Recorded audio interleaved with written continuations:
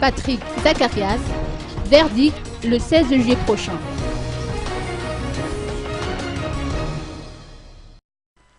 L'affaire Patrick Zacharias est passée devant le tribunal d'Anoussi aujourd'hui, qui donnera son verdict le 16 juillet prochain.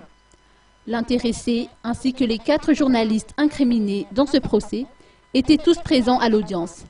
Par contre, on a noté l'absence du plaignant Mme Ravatmang. Le procès concernant le Tangalabine Patrick Zacharias s'était passé effectivement aujourd'hui.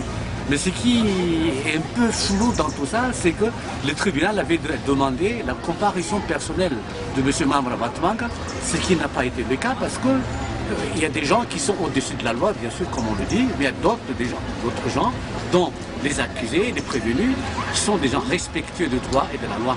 Ils étaient tous venus, l'audience s'était passée comme il faut, mais toujours est-il que nous tenons à marquer que aucunement Patrick Zacharias n'a jamais pensé ni fabriquer des faux, ni utiliser des faux, parce que les faux qu'il avait démontrés avec les journalistes, c'était des faux documents avec lesquels les trafiquants ont pu exporter ces bois-là, mais c'était jamais lui qui exportait des bois. Donc, qu'on soit clair là-dessus, c'est jamais lui qui fabriquait les faux, ni utilisait les faux, parce que ce sont des faux documents qu'il a démontrés à tout le monde.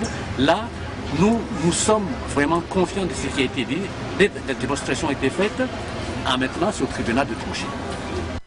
Maître Willy Razamzatouv est confiant quant à l'issue de ce procès, car nul n'est au-dessus de la loi.